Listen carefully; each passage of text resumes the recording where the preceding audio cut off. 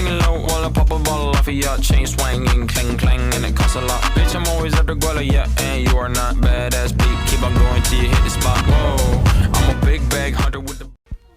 Assalamualaikum warahmatullahi wabarakatuh. Perkenalkan, nama saya Yulin Rafika dari kelas L5. NPM saya 10120431.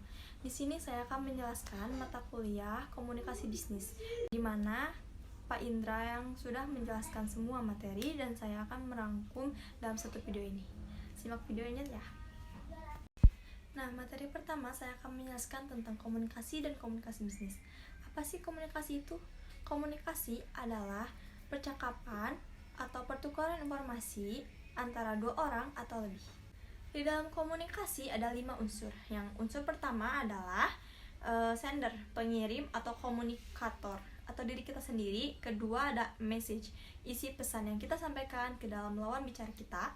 Ketiga adalah channel atau saluran atau media yang berupa WhatsApp kah, atau SMS, telepon, dan lain-lain. Dan keempat adalah komunikan lawan bicara kita.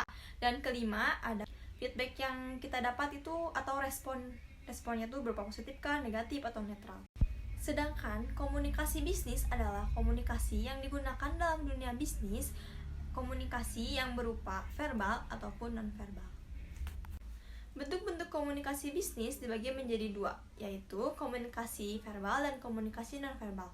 Komunikasi verbal adalah komunikasi yang digunakan dalam dunia bisnis berupa tulisan maupun lisan.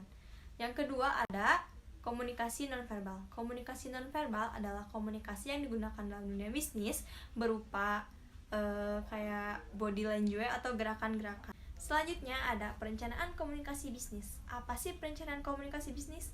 Perencanaan komunikasi bisnis adalah penyusunan komposisi yang di dalamnya adalah perencanaan yang tersusun dalam komunikasi bisnis.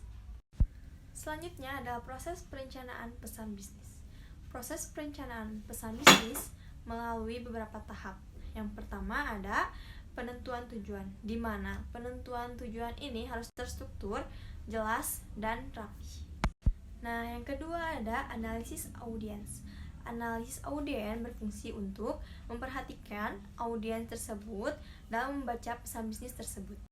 Nah, yang ketiga adalah menentukan ide pokok, dan terakhir nomor 4 adalah melakukan penentuan terhadap saluran atau media. Selanjutnya adalah penulisan dan revisi pesan bisnis. Nah, ada 3 langkah dalam teknik penulisan pesan bisnis. Yang pertama adalah rencanakan. Rencanakan apa yang akan tulis. Dan kedua adalah tuliskan. Tuliskanlah semua informasi pesan bisnis yang harus tersusun rapi dan jelas.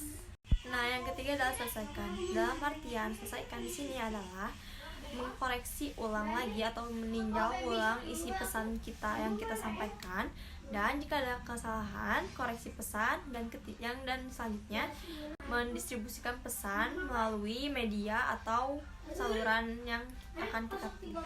Langkah selanjutnya adalah revisi pesan bisnis. Langkah-langkah revisi pesan bisnis diantaranya adalah 1.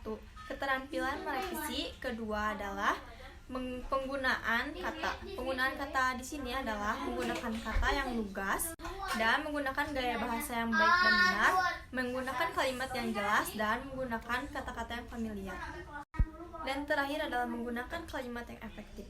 Di dalam kalimat terbagi menjadi 3, yaitu kalimat sederhana, kalimat majemuk, dan kalimat kompleks. Materi selanjutnya adalah perencanaan, perorganisasian, dan revisi pesan bisnis. Selanjutnya adalah revisi pesan bisnis atau revisi pesan deciphering. Di dalam revisi pesan ini adalah mengkoreksi semua yang kita sampaikan kepada komunikan, apakah sudah benar atau belum. Jika misalnya masih belum, berarti kita harus merevisi ulang lagi atau mengkoreksi isi pesan tersebut. Pengorganisasian pesan-pesan dalam outline. Dalam itu melalui beberapa tahap. Yang pertama adalah mendefinisikan atau mengelompokkan ide-ide pokok. Dan kedua adalah menetapkan urutan ide melalui perencanaan organisasi dan penyusunan.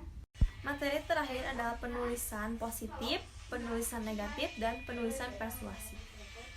Strategi penulisan pesan positif adalah pendekatan langsung atau direct approach, pengorganisasian pesan-pesan good news yang menggunakan kalimat.